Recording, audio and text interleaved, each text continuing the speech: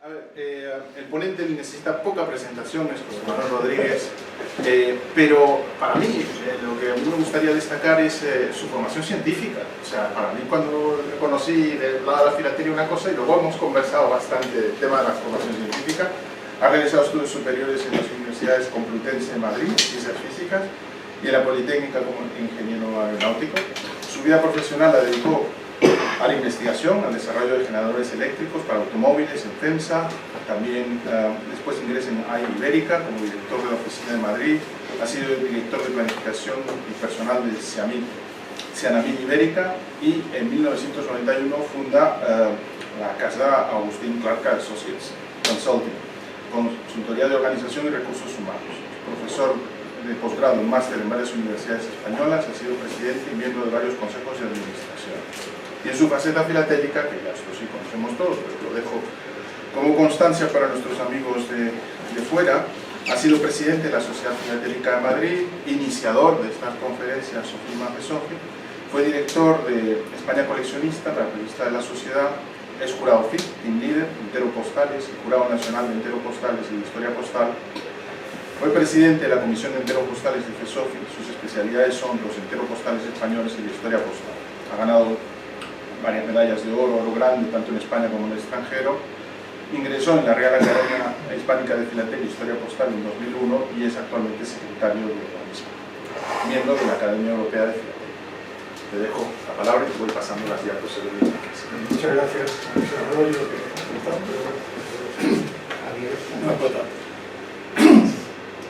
Bueno, la ventaja es que ahora no hay problema con que estén encendidas las luces. La tecnología va mejor. Bueno, como ha dicho este señor de una forma muy extensa, mi inicio en la filatelia con cierta profundidad fue en los enteros postales.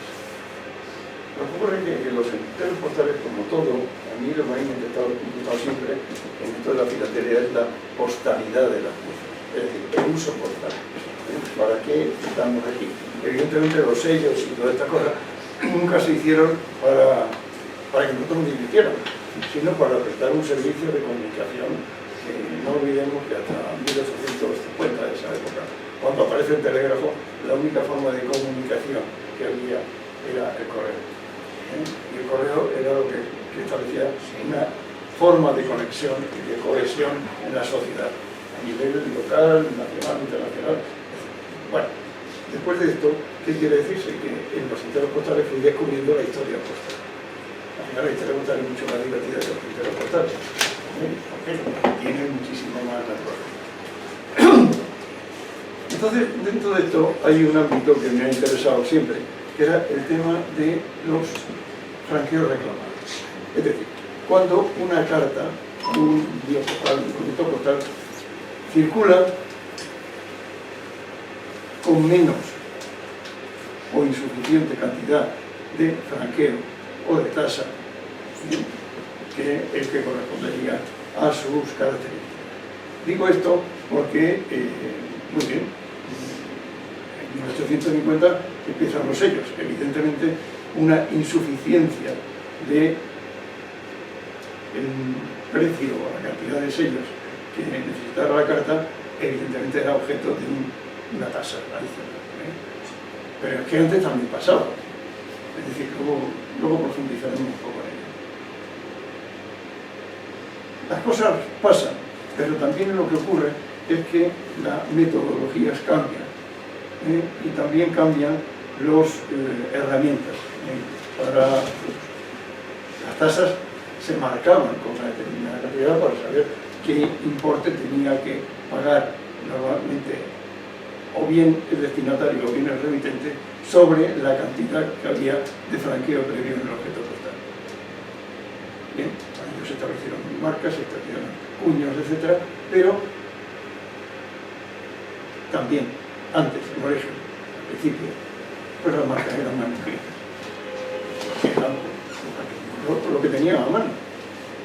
Y otras veces ni siquiera ponían marcas. O sea, es curioso, las posibilidades son grandes. Y pasas a la siguiente. aquí he puesto una cosa por aquí. Esto tiene sentido y hay que analizarlo desde la óptica de la fecha.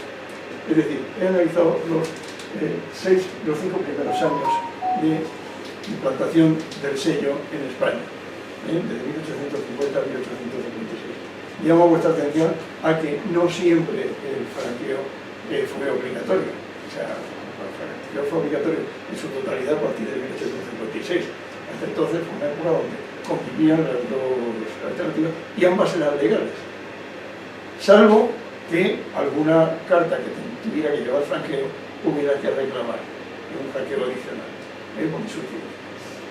Pero era muy significativo que me gustó poder hacer esto porque me dio una justificación por la dificultad de encontrar piezas de inventario. Esto, fijaros, estamos hablando de cuando empieza el sello. Cuando ya se sistematizan las cosas, hay más normalidad en el uso del sello. Consecuentemente, hay menos tasas. Con esto quiero decir que, fijaros, no quiero entrar en los números porque es latoso, pero es muy significativo que las cartas con franqueo suficiente son cantidades muchísimo más bajas que las cartas auténticamente bien franqueadas. El tanto por ciento, ahí lo tenemos en el primer año, fue un 0,044%. Es decir, un 44 por 100.000 de cartas no franqueadas. Es decir, para que hagáis una idea, la proporción era que por cada carta no franqueada, o insuficiente, perdón, no franqueada legalmente no pasaba nada, insuficientemente franqueada, había 2.259 cartas normales. O sea, para encontrar una tasada, una entre 2.500. Eso ya os da la idea del índice de rareza y de la singularidad de este tipo de colecciones.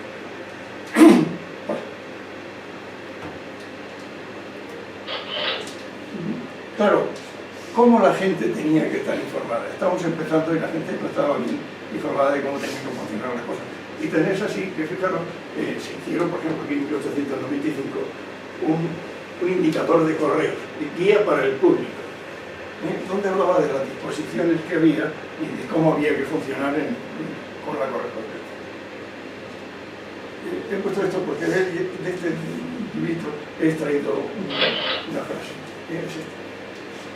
Dice, la correspondencia del servicio interior no franca o insuficientemente franqueada, ya estamos hablando de 1880, me parece que era, 95, donde ya estaba sistematizado totalmente el correo con sellos. Es detenida por la oficina de origen. De momento dice eso. Segundo dice, cuando la falta de sellos a la venta en el pueblo del punto de origen no se pueda ser franqueada y certificada la correspondencia, circularía con el carácter que desee el emitente hasta ser entregada al destinatario, pero aquella circunstancia debe justificarse con el sello y declaración de la alcaldía, llevándose por la oficina de correos cuenta de esta correspondencia para exigir responsabilidad al causante de la falta de sellos. Quiere decir que la vocación de correos era que el correo funcionara siempre, que las cartas llegaran a su destino, independientemente de que hubiera que hacer correcciones o circunstancias, e incluso tomar medidas si el culpable de que no hubiera sellos pues era identificado. Seguimos.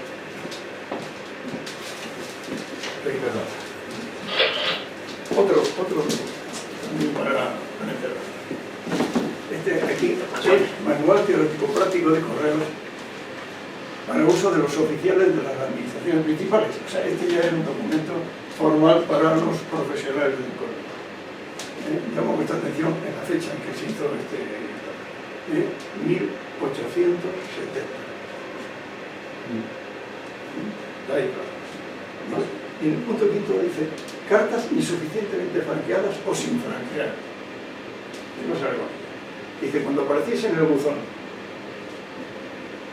alguna carta con insuficiente franqueo, si fuera de las obligadas a llevarlo. ¿Por qué? porque es que había cartas ya en este momento que, por razones, por ejemplo, de con las franquicias, que por estilo, no necesitaban llevar se detendrá en la administración después de sellada con el de fechas, es decir, se ponía ahí una marca diciendo esto ha sido depositada en correos en tal momento. Y acto seguido, por lo menos el mismo día, o por lo menos el mismo día, se pasará un aviso modelo número 8 a la persona a quien el sobre se dirigiere. O sea, es decir, se avisaba al destinatario de que había en correos una carta detenida. ¿Y por qué? Porque había una insuficiencia de franco, del cual cursará abierto dándole el modelo este, ¿no? Dice, dándole el que corresponda a las cartas detenidas tan luego como se reciban los sellos de franqueo que faltaren, los cuales se pegarán al sobre como es natural, inutilizándose actos seguidos. Es decir, en el mismo documento podían pasar dos cosas. Porque el señor destinatario se acercara al correo y dice, oye, que he recibido esto. Ah, pues muy bien. Faltan 10 céntimos. A lo que sea, como sea, lo pegan y se... O bien, él adhería a ese impreso, el sello, y lo echaban en un informe. Y ya en correos arrancaban el sello, lo pegaban en el sobre y se... Esto era lo procedimiento establecido. Hoy me voy a centrar con vosotros en los inicios de todo este proceso y aparecerán distintas veces este tipo de cosas. Pero he querido recurrir a cuando no había marcas. O, aun habiendo marcas, no las tenían a mano, porque llegó un momento que en una oficina de correos pues, podían no encontrar el cuño para poner ahí era un franqueo insuficiente, podían poner los cuños normales, fechas y lo que sea, pero este cuño podían no tenerlo o no encontrarlo. Bien. Empezando por el origen, por la más antigua que tengo, con la marca de que diga franqueo insuficiente, he tenido que recurrir a unas cartas francesas dirigidas a España.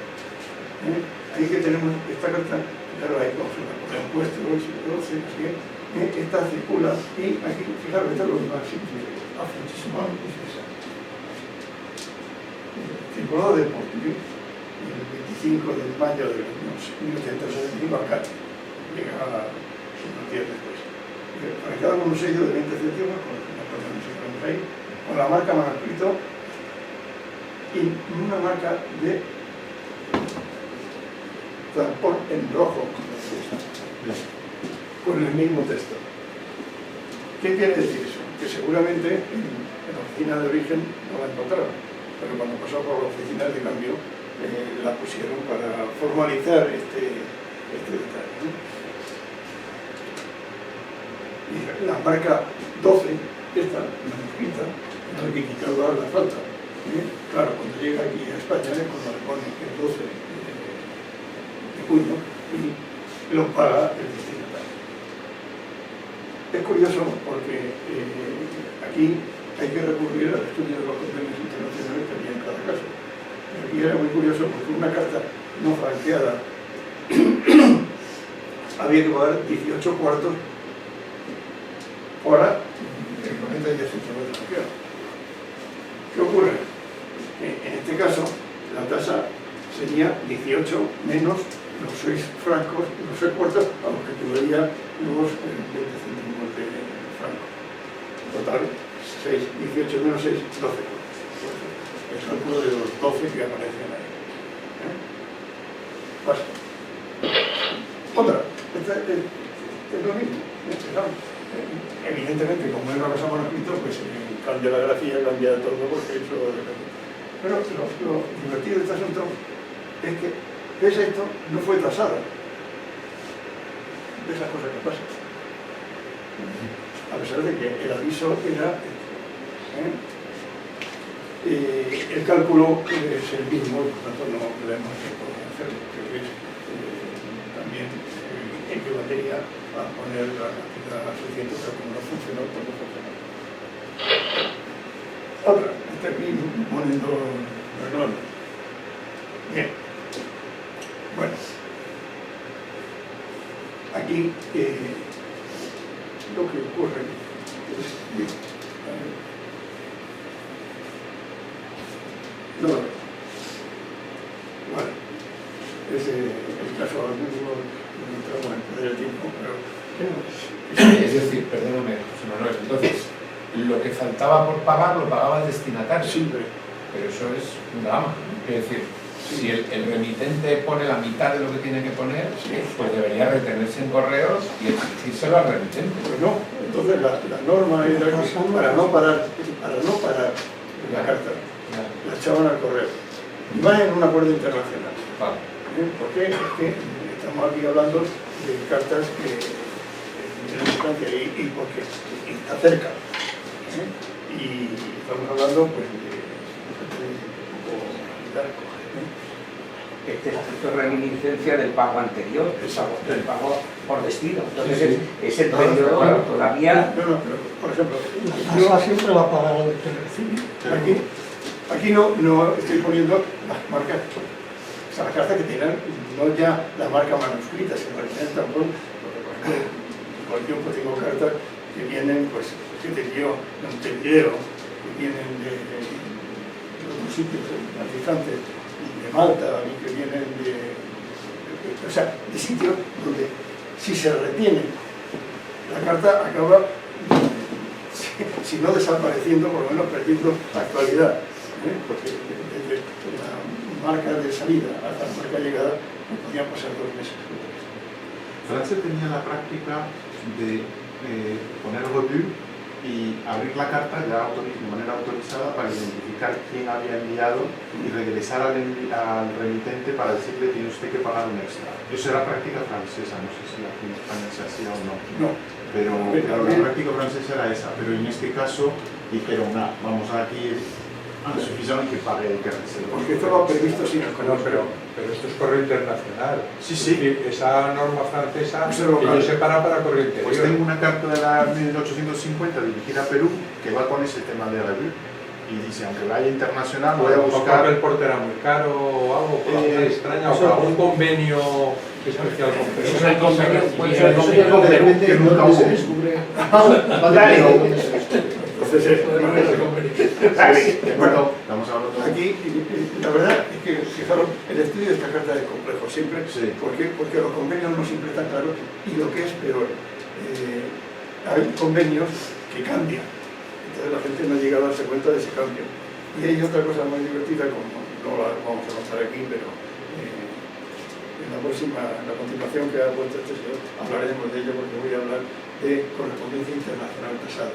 Entonces, hay un caso de Bélgica, por ejemplo, de una carta belga que viene a España y tasada con una determinada cantidad, completamente 40 cuartos. Al cabo de un par de meses, sin que cambie el convenio, llega del mismo remitente al mismo destinatario otra carta y la tasa con 42 céntimos. Y en ambos casos es correcto. ¿Por qué? Sencillamente porque en el primer caso se hizo aplicando el convenio que acababa de salir. En el segundo caso se desarrolló el convenio con un reglamento, joder, y ya era un... Claro.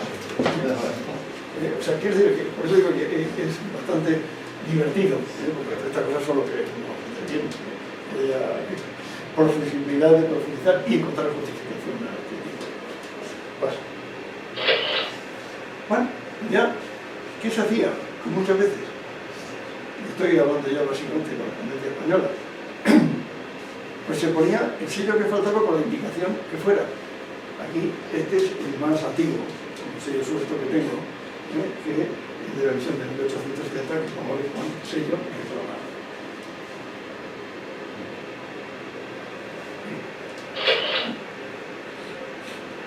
Aquí hay otra carta, fijaros, esta carta circula de Oviedo a Castropol, pone Lagar, también debajo, Lagar era un caserío del concejo de Castropol, en Asturias, que muy venido a menos porque hoy tiene 0 habitantes, no sé, pero ahí estaba, ¿no?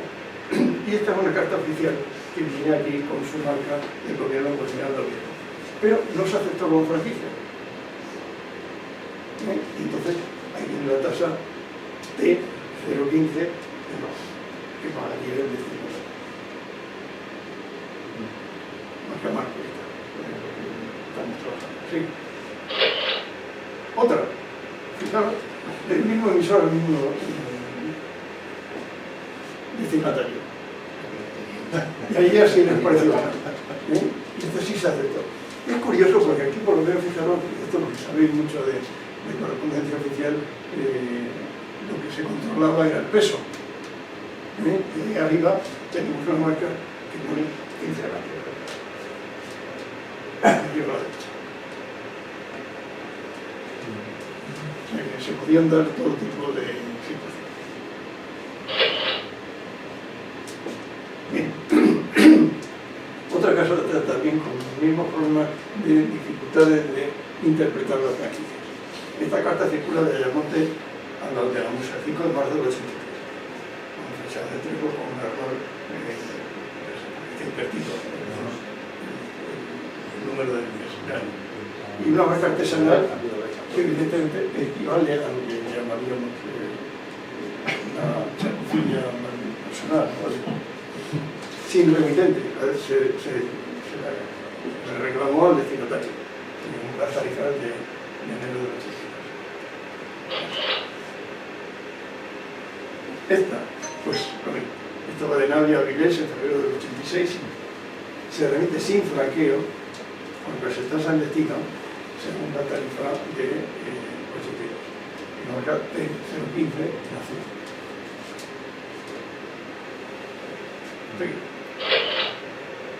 Bueno, aquí ya, obviamente tiene que haber entero. Este es una cosa muy curiosa, porque es una emisión de sellos, de enteros, perdón. Se hicieron varias, 5 o 6 emisiones específicas con la invitación ahí para Portugal y Gibraltar. ¿Por qué? Porque se establecieron convenios especiales con Portugal y con el Reino Unido, pero solo para Gibraltar, en el cual, curiosamente, la correspondencia costaba desde cualquier sitio de España a Portugal o a Gibraltar la mitad que de Madrid a Navalcarnero. No era una cosa algo de pajas. O sea, la razón era muy importante, es que a cambio lo que consiguió el Estado español fueron unas tarifas especiales en el tráfico internacional a través de los correos ingleses, de los correos ingleses. Bueno, pero evidentemente, como era la mitad de lo que se pagaba allí, si alguna carta, completamente entero, se franqueaba con tarifa de Portugal, es decir, los 5 céntimos que están ahí arriba, otra vez faltaban otros 5 céntimos. Aquí aparecen 5 céntimos. Arriba, como veis, en flojito se ve al lápiz T05 y luego en tinta T05 lo mismo. Y lo pagó el destinatario. Y bueno, en vez de poner el siglo de marca, sencillamente lo cruzaron con unas líneas de tinta y se acabó. Esta seguramente la llevó el cartero en mano, Seguro. llevaba el sello y el otro le dio los 5 céntimos, lo adherió delante del tío y se lo tachó con el boli. Seguro. Bueno, estaba yo ahí delante y lo... No es como un testimonio formal. No, pero fíjate, yo quisiera insistir, porque esto es algo que yo me hago dando vueltas y todavía no lo he escrito. Pero esta coincidió con un proyecto de ley, en el cual se iban a bajar el precio de las tarjetas igualándolas a la correspondencia con Portugal. Y se había publicado en todos los periódicos de toda la provincia. ¿Qué ocurrió eso? Que la gente empezó a anular las tarjetas con normalidad. Pero digo, y las cartas, pues claro, de acuerdo a lo que decían los periódicos, que nunca lo dijo oficialmente el Estado. Porque una cosa es un proyecto de ley y otra cosa es una ley. Esa ley no llegó a hacerse nunca real, consecuentemente hay piezas muy divertidas porque con tasa, sin tasa, hay de todo. Muy bien, seguimos. Gracias. Aquí tenemos de la emisión del 82 y es curioso, aquí han puesto reclamado 15 de mayo del 89. O sea, que el chiquito ya todo lo que está. Esta letra que tiene... ¿Qué letras? En el tamaño ese. ¿En qué país? Luego aquí otra que ya se ve más reclamado, incluso muy flojito, pero sí. Claro, yo prefiero como todos el sobre con el sello, ¿no? Pero curiosamente en estos casos es más raro el sello que el sobre. O sea, es así. Mira, esta carta que vemos aquí y que responde un poco al criterio de la anterior. Circula de Barcarrota a Pamplona del 16 al 18 de enero del 96. Sale sin franquear. Se le pone con lápiz rojo T15, como ejemplo.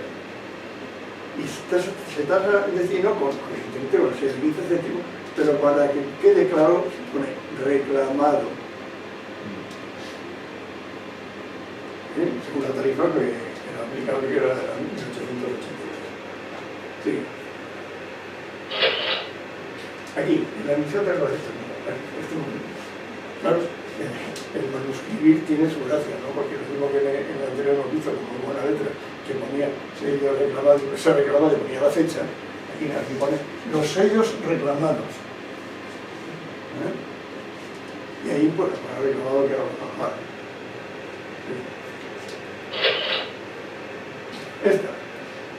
Esta circula de corte de peleas a la Bengaleta. Un nombre precioso, corte de peleas.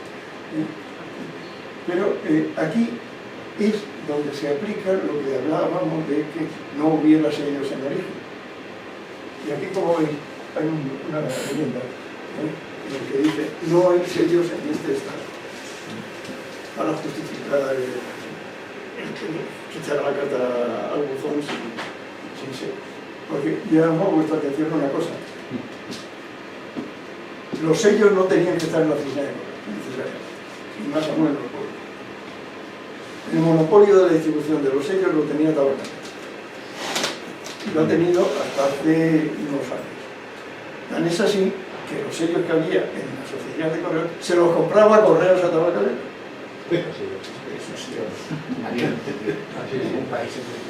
Y había una razón, y era precisamente por el interés de que hubiera sellos en todos sitios.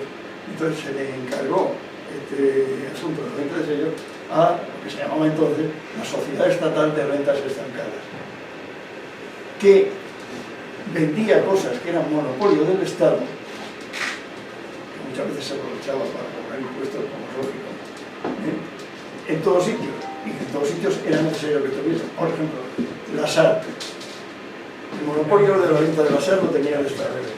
¿Dónde había que venderlo? En un sitio donde hubiera garantía de que en todos los pueblos había... podía pasar, podía haber sellos, podía haber tabaco, o podía haber lo que quisiera. Todo ello respondiendo a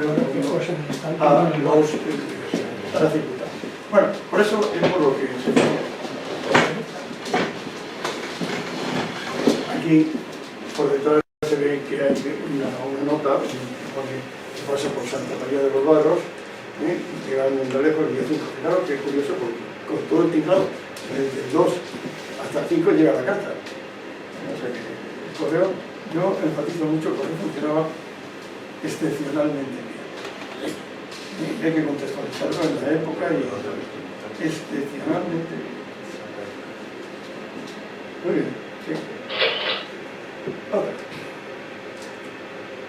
Bueno, este es un caso muy parecido a los que hemos visto anteriormente, pero que ya empieza a tener alguna singularidad adicional. Si ellos lo reclaman, se lo echan al buzón. Lo echan al buzón sin sello, o se desprende el sello dentro del buzón. O sea, era algo que he leído en la revista de correos, que en los buzones se encontraban sellos sueltos. Entonces, claro, o sea, no quiere decir que haya gente que lo echara intencionadamente sin sello, y luego al final lo veréis el ejemplo. Ejemplo en que puedo aportar la testifical, no solamente Pero ya, fijaros cómo era ya la forma tan formal, por la redundancia, que tenía el correo para el control de este tipo de situaciones. Ahí tenía un documento de 119. Se abría un expediente para cada carta que iba en esta circunstancia. Lo mismo que se hace con los certificados. Era una cosa especial, un control curioso. Muy bien. Pues, aquí. Bueno, ya le pone, fijaros, avisa con el 10 que hay arriba de la insuficiencia, se pone el sello y se le pone a mano encima donde está cerca del círculo de León a Gijón con esta situación. Y a su vez, como veis aquí, el número 300, no 250, por lo puesto mal, 320, más, no sé, 320, ¿sabes? Y pone aquí, junio, 2 de junio de 1900, cuando se hace el proceso de control. Sí. Esto era muy frecuente, este caso era muy frecuente. Y era que, claro, la tarifa de una tarjeta postal era más alta que la del impreso. Como sabéis, un impreso en esta época, la tarifa para circular entre poblaciones diferentes, la circulación interurbana, era de 2 céntimos. Y sin embargo, el correo interior de población era 5 céntimos. Como sabéis, la razón era para evitar que los periódicos se distribuyeran así, que ha sido un abuso para correos, ¿no? Entonces la gente tachaba lo de tarjeta postal y ponía impreso. Y lo franqueaba, mira, y lo franqueaban con un sello de 5 céntimos, que es el que está aquí en el anverso, porque se necesitaba imagen, que era una práctica bastante común en la época, con 5 céntimos. Pero claro, no se acepta como tal. ¿Por qué? Porque para que fuera impreso no tenía que aparecer ningún escrito de tipo personal.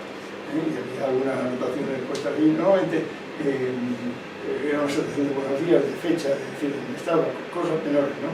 Pero suficiente como para que Correos de una forma rigurosa dijera que no, entonces se reclamó este signo de la cosa.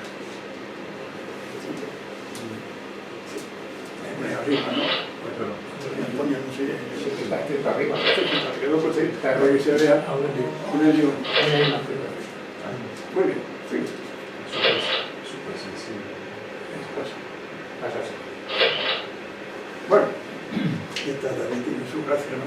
Esta se deposita en el buzón, papel, sin sello, el 12 de diciembre de 1904, y con 15 céntimos de franqueo. Seguramente se trataba de una carta de doble porte, por lo que se tasa en destino. Con otro sello de 15 céntimos. Con la marca de trabajo, número de expediente 140, y es curioso en el reverso, en cartero, diciembre, pero en la directiva de 14 de 1901, pagada.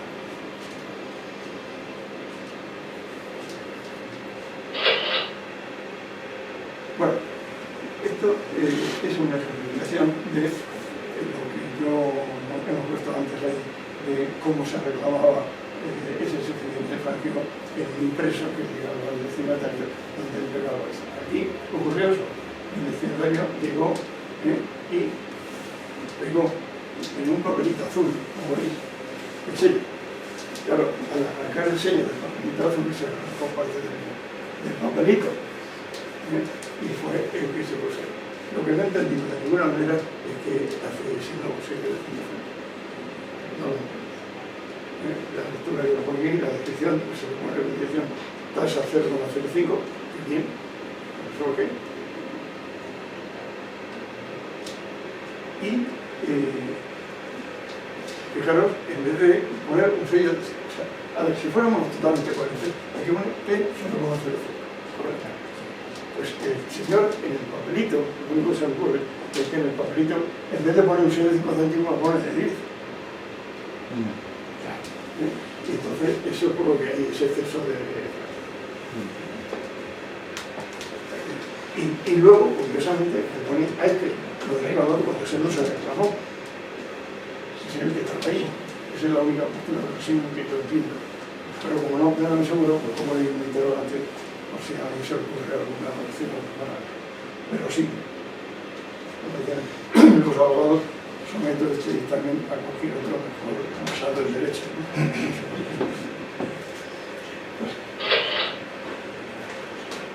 Bien.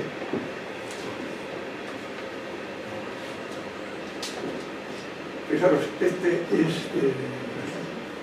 el mismo caso, pero es llamativo, porque como impreso lo tasan correctamente con 2 céntimos, ¿sabes? ¿Vale? Pero claro, al no ser aceptado como impreso, pues le reclaman. Tenéis que reclamar 8 céntimos. Pero al final, lo más redondo que había, porque se podía hacer la composición de 8 céntimos, porque era un latazo. El céntimo era más redondo y se... Vale.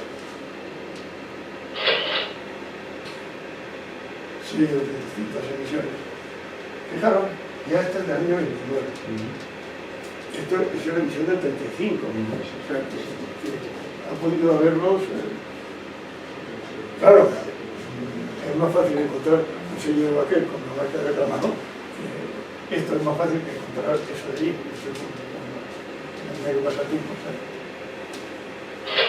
Perdón. ¿Por qué están siempre escritos con tinta lo de reclamado? Porque tendrían eso para reclamarlo. No sé. Las marcas son Que la tinta es lo que se utilizaba entonces y lo que habría en todas las oficinas. O sea que sería... Entonces el bolígrafo fue posterior. Creo que eso creemos. En alguna capital había algún timbre ya hecho de reclamado. Ah, no, eso, de eso muchísimo. O R, utilizaban la R. Y en los pueblos a mano. No, perdón, no tenía, pero muchísimos, marcas de reclamado. Como dice este cuño, tengo más de 120 diferentes. O sea que, fijaros que hay. Y también en todos sitios. Ahora sí. Pero para entender esto, vamos, mi idea es que al señor que le llegaba el aviso de que faltaba franqueo, se iba a correos y decía, me ha llegado esto, ¿qué hago? Entonces le decían, pues pones el sello, lo podían estar, y para que no se reutilizase ese sello, para darle garantía al señor que lo pagaba en otra cosa, le ponían reclamado y lo incluían en el esto. Esto, vamos, casi con toda seguridad que era así a nivel práctico. No. Porque si no, no tiene ningún sentido poner Seguro, porque es que además se le ponía delante del que abonaba el sello. No, lo que quiero decir es que eso, en estos casos que estamos hablando de marcas manuscritas hoy. Sí. Porque después eran cuños muy pequeños. Sí, reclamado la R, la T, o sea, hay muchas. Es incompatible con esa carta. Bueno, Porque esa carta está cuando se recibe. Era el sello de todo. sí. Esa va a la oficina de origen, ese sello, y después es cuando la envían. Es que hay otra historia. Cuando hay remite se puede identificar. Pero es que no Cuando no hay remite no se puede identificar. Eso es. Esta carta es una tasa como la de ahora. Lo que pasa es que ahora hay sellos de tasa. Bueno, aquí ya no. Sellos de tasa en España nunca. Aquí no hubo Nunca. No había. Pues eso es el papel del sello de tasa. El sello de tasa recibes la carta y en correos te ponen el sello y lo anulan. Yo interpreto eso igual. Recibo la carta en Palencia, me ponen el sello y ponen un reclamado que es el matasellos de la época. Sí. Pero no si la coges en la oficina, si te la lleva el cartero, no te la lleva. El cartero nunca llegó a la carta. En este caso el sello salió de origen sin incluir el reclamado y lo plantaron en la oficina de... Fijaros, en este caso he puesto atención que esto era un sobre de tarjeta de visita. Seguramente como ves de luto, seguramente con una esquela o con un recordatorio de lo que sea. Pero recordatorio del muerto, no del remitente. No, y que seguramente pensó que con 5 colaba, pero finalmente pues no coló. Claro, Fue una carta normal de 20 céntimos. no de 15. Que con las cartas de luto de esta época había mucho follón a nivel de tarifa. No se sabía muy bien si en algún caso se consideraba como tarifa de impreso, como tarifa, o sea, como una tarifa, digamos, más barata de lo habitual. Porque normalmente estas cartas lo que llevaban era una carta de mi más sentido pésame con una tarjeta de remitente y tal vez más. Yo tengo una caja entera de correspondencia a una familia alemana, son cartas alemanas, me da igual porque todo el correo funcionaba muy parecido, y unas cartas están con un franqueo, otras con otro y otras con otro. Y ahí no hay en ningún caso nada reclamado. Y no creo que fuesen tan tontos todos los remitentes, sino que había una confusión por respecto a si había un franqueo especial por las cartas de luto. No, aquí no lo había, desde luego que no. Pero de alguna manera, igual que hubo el bulo ese en los periódicos de los impresos, habría, circularía. Que yo sé cuál es el sitio seguro. No, es que voy a explicar por qué creo que hay aquí. Es que en la carta esta, una tarjeta de visita tenía que ir sin nada escrito. Era como los impresos.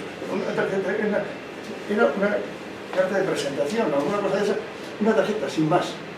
Si tú en el dice buenas tardes, te mando esto a nuestro amigo que ha fallecido. Eso era una esquela. Era una carta. Era una esquela impresa. Totalmente abierto, y lo he puesto así porque se vea. Ahora, lo de Estado Mayor ya me deja perplejo. Sí, claro. De todas maneras, estamos hablando de eso está puesto 1909. No está puesto porque lo puso el tío ahí. Pero fijaros, está, como veis, está el matasellos, está claramente pillando. Bueno, el sobre lo tengo yo y el sobre se ve que no estaba delito, no está pegado nunca.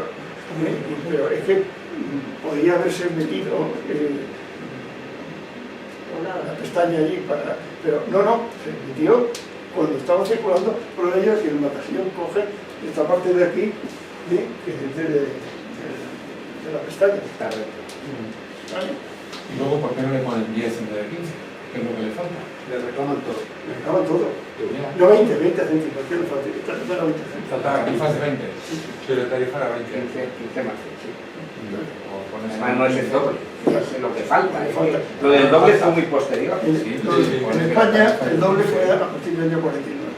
Claro, sí, efectivamente. Hasta entonces fue el centro.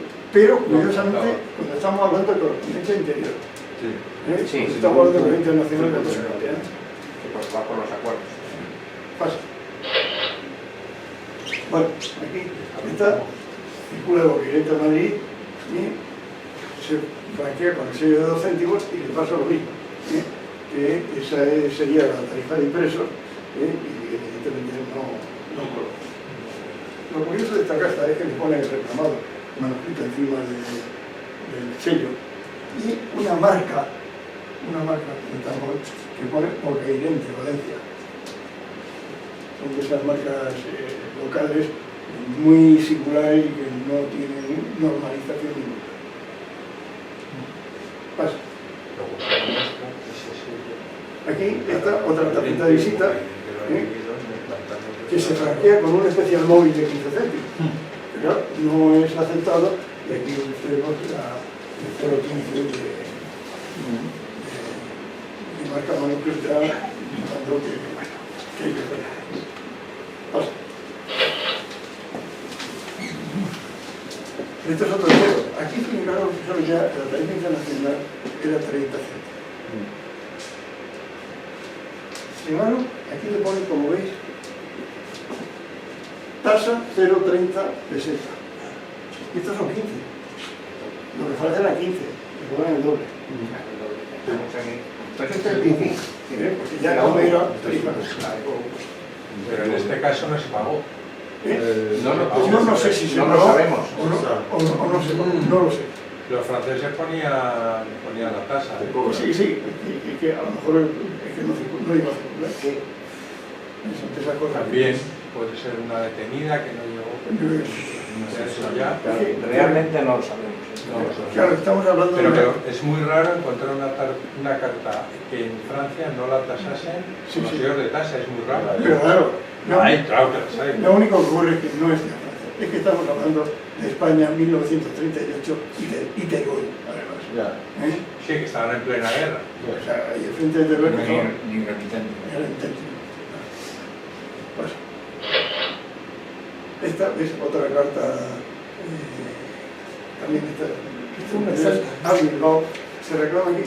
Fijaros lo que dice Tasa, que también con 020, eso está muy bien. Pero lo más bonito de esta carta, es esto. Esta es la administración de contabilidad de Bilbao. Intervención, contabilidad e intervención. Esas marcas son rarísimas. Hacienda de correo, además son preciosas, yo tengo varias, son preciosas. Es una sorpresa. Tener varias es muy difícil. Pero iba por ellas. No, pero llama mucha atención. O sea, es que esto, si lo veis por ahí, echarle mano porque no es una cosa menor, ni mucho menos. Yo también tengo varias, afortunadamente, pero porque también he ido por ellas. ¿no? Sí, claro. No vayáis juntos. Vamos. Entonces diríamos, como son muy al usted primero. Claro, efectivamente. Sí, Fijaros aquí, es curioso porque ya aquí estamos al año 46. Bien, ahí está su marca 403 de número de expediente. Bien, la tasa aquí arriba, que estoy un poquito, 10, es lo que pasa. Y se le reclama con 2 sellos de 5 céntimos hasta completar la tarifa. Eran de 35 céntimos. Es una tarjeta postal y son 35 céntimos la subida de tarifa que hay en 1947. O sea, estamos hablando que el 1 de enero cambia la tarifa de 25 pasa a 35 y en febrero se muere después cuando ya circula. ¿Vale? Bueno, fijaros, en este caso es una carta que circula el 3 de marzo del 47 y sale sin el respectivo sello de auxilio a las víctimas de la guerra. Con esto quiere decir que estas sobretasas obligatorias eran muy obligatorias. Tan así que se tasa y la tenemos reclamado y... Esa claramente se pone el sello en origen. Sí. Sí. O sea, es una tasa en origen. Sí. No, perdón. Hombre, tiene el matasello de la... 5 días después. 3 y 8 Pero en el mismo sitio. Pero en el mismo sitio. En el mismo sitio. No se le deja. No lo mismo. En Baleares. Vale. También me parece que hay una No en Madrid, ¿no? Sí, no. Es que ahí en ese pueblo, seguramente el cartero lo ve y dice, coño, este es de Pepe que no lo ha puesto. Oye, Pepe, por lo que falta. Sí, tardan 5 días en convencerlo. Es que Pepe era... Sí. Esta carta, y ahí también entró, esta en los 60, va dirigida a mi mujer, a que era mi novia. La mandé yo y doy fe de que la mandé con serio. Lo que pasa es que debió de desprenderse del buzón, pero como seguí, tuvo que pagar la marca manuscrita. Por eso digo que aún no la destina. Te la guardó. ¿Cómo sabe? Se echó la boca. Se la dio 20 años después. Se la dio. No, tengo que decirlo, confesar, autorizarte. Mi mujer y yo fuimos novios 8 años por carta. Conservo los 5.000 sobres de la carta. Y de los 5.000 hay nosotras tasadas. Y barnizadas unas pocas, ¿no? Hemos oído la anécdota de que barnizaste unos cuantos, Seguro, jabacillo. unos cuantos miles, Sí. con pavocillo. Bien, y esto para acabar con cosas curiosas. Esto, a ver, cuando yo empecé con esta carta, lo único que se sabía de esta marca, ¿no?, era un trabajo que había hecho Fernando Alonso, investigando en el archivo de la Catedral de Oviedo, de León. Y encontró 2 cartas con esta marca. Encontré esto. Las 3 vienen de Roma y vienen a distintos principio de aquí, pero a sacerdotes o sanitarios. Entonces, él pensó que era una marca de tránsito por Madrid. Pero claro, es que esta era la única que llevaba una marca de portero. Ahora, después, hace poco tiempo, pues David González Corchado ha estudiado mucho este tema y ha establecido un planteamiento de que esto era lo que llamaba correos por mercader. Y entonces eso ya implicaba que todo era. Yo pensé antes que no fuera correo por mercader, sino que fuera correo de la iglesia, porque es que había correos en la universidad, correos de la iglesia, correos de Simón Ruiz en el campo, o sea, había muchos correos. No solo, quizás más, también correos a través de mercaderes, como había por propios, como había de muchas formas. Pero, ¿qué hace esto? Si es un correo de la iglesia que ya está regulado, o es un correo por mercader, como decía, dice Pina, y creo que tiene muchas razones para opinarlo así, en fin, David González Corchado, este es un correo reclamado. Esto es una reclamación porque no fue suficiente no lo sé. Pues, aquí está. En cualquier caso, lo que sí que es verdad, que si fuera así, estaríamos hablando de que ya en el siglo XVIII había francos de sucesión. Y sé que sale la mano.